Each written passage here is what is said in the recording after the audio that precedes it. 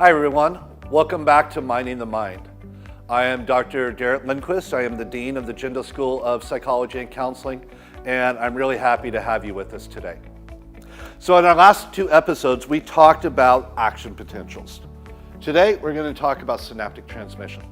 Now again, the goal here is to provide just a little bit more information.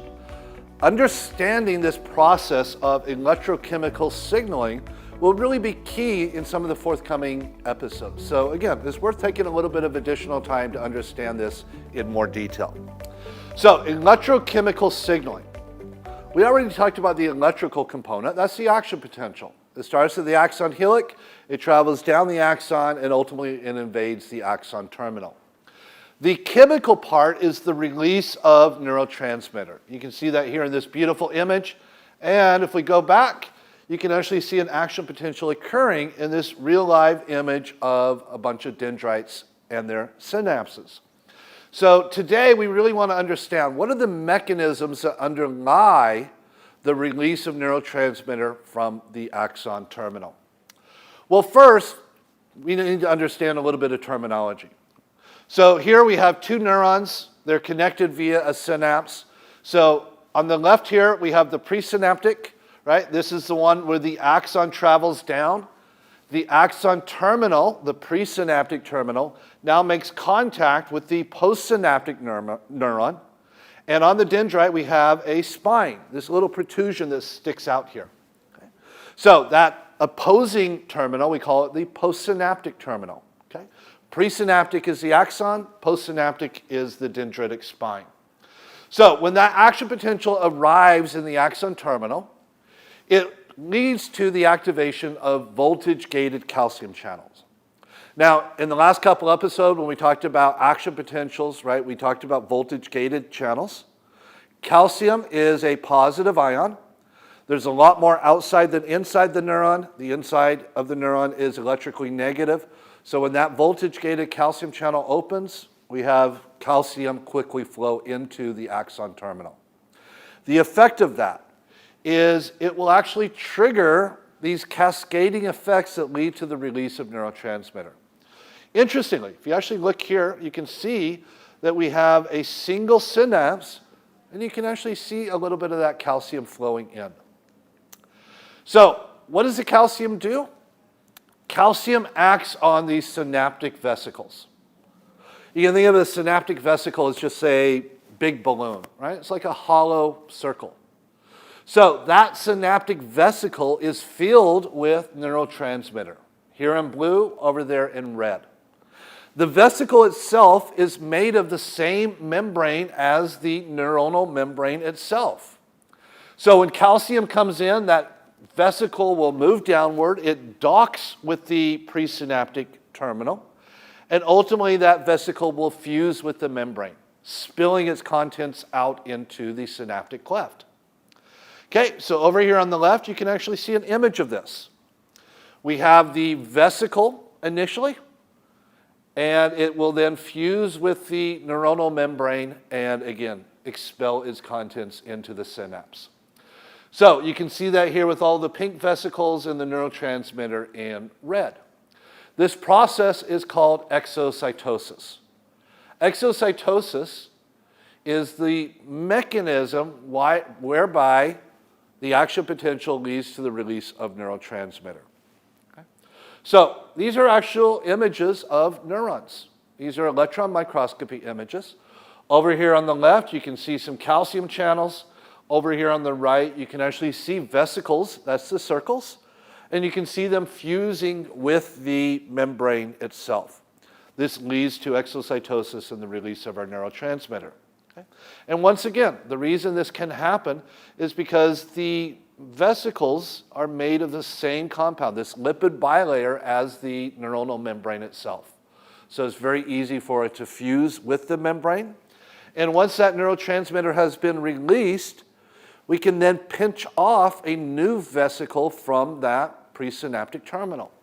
This is known as endocytosis.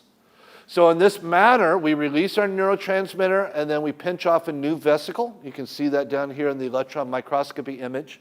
And that new vesicle is now ready to be refilled We can put new transmitter inside, and we repeat the process all over again when a new action potential invades the terminal, leading to calcium influx, vesicle docking, and ultimately fusion and exocytosis.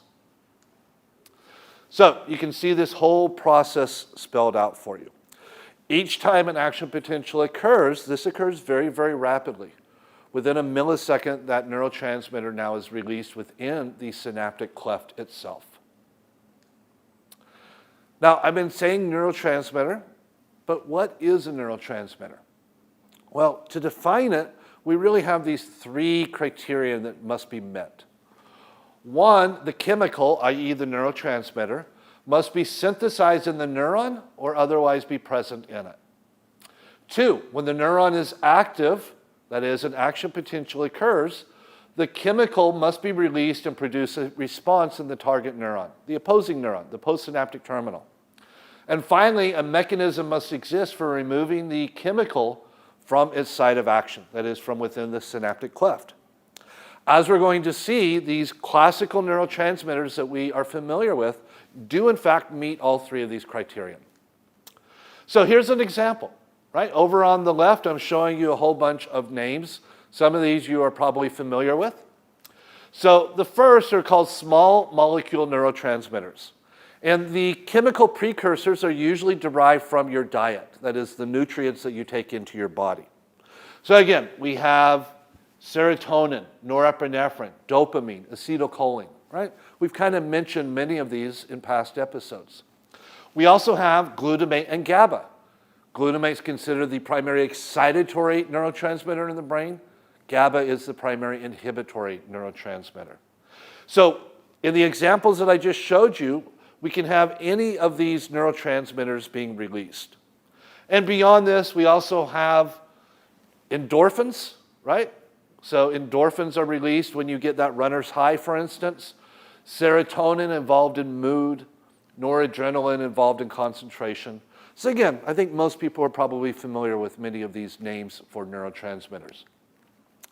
Now, interestingly, when we actually look in the brain, what we find is that the cell bodies, the neuronal bodies, are localized to particular locations within the brain.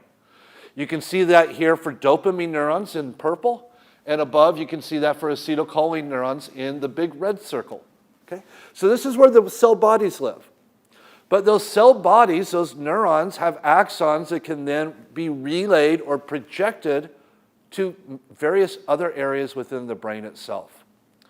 Through this mechanism, dopamine neurons can release dopamine throughout virtually the entirety of the brain. The same is true for acetylcholine, noradrenaline, and for the serotonin system. Okay? So this is a mechanism whereby when different things happen to you, right, it leads to the release of these neurotransmitters. An action potential occurs, and ultimately neurotransmitter is released. Now, beyond these classical small molecule neurotransmitters, we have what are called neuropeptides. So this includes insulin, vasopressin, oxytocin. Again, this last one some of you might be familiar with, sometimes called the love hormone or the trust hormone. So we know, for instance, that oxytocin is released via uterine contractions during childbirth. When the mother nurses her baby, oxytocin is transmitted to the baby. We believe that it facilitates social bonding between the mother and her child. And we even see this in males. So if you're in a committed relationship, it's the release of oxytocin in both the man and the woman that, again, promotes that social bonding or that social binding that we see between these two individuals. Finally, perhaps strangely, we actually have gases in our brain as well. So one of these is nitric oxide.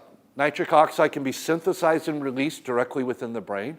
And nitric oxide acts as what we call a vasodilator. Vaso is blood vessels, to dilate. So nitric oxide has the effect of increasing blood flow within the brain. Okay? The classic example of this, of course, is Viagra.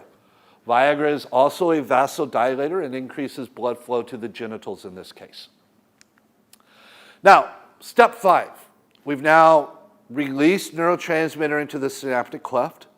The primary purpose of that is to then bind to and activate postsynaptic receptors. that is receptors that are found on the postsynaptic terminal.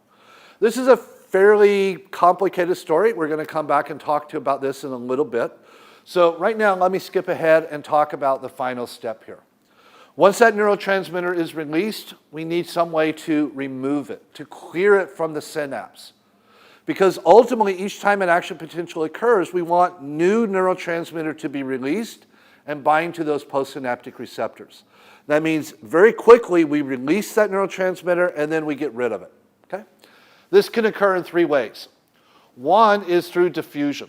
Okay? All the neurotransmitter here in red is released into the synapse, and then it just kind of spills away. It diffuses away where it's no longer activating those postsynaptic receptors.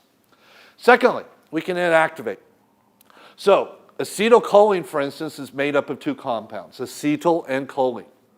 Once it's released into the synaptic cleft, an enzyme can come in and it can essentially break acetylcholine in half. It inactivates it. It's no longer capable of activating the postsynaptic receptors. And then finally, we can take that neurotransmitter back up into the presynaptic terminal. This is done through a channel called a transporter. You can see an example here with the arrow pointing inward.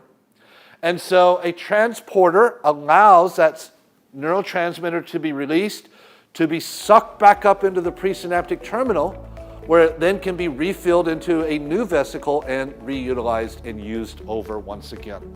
So the transporter here in blue, you can see once the neurotransmitter, the green molecule, is released, it can be taken back up. And we can see the same thing in the little cartoon over here on the left. So this is it. Action potential occurs, the electrical part, which leads to the release of a chemical neurotransmitter, and this is how communication or signaling occurs within the brain. So when I see you again, we'll talk about this further. Thank you very much. I look forward to seeing you then.